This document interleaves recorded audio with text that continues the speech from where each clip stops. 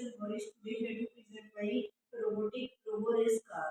And today I am here to show you how it works on iPhone.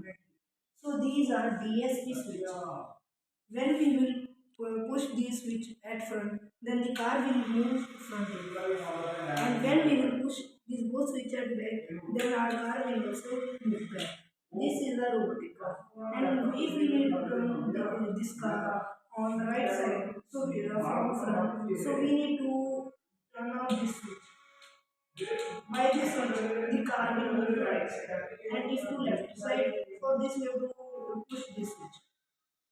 And similarly, if we want to do that, then we have to push just a single switch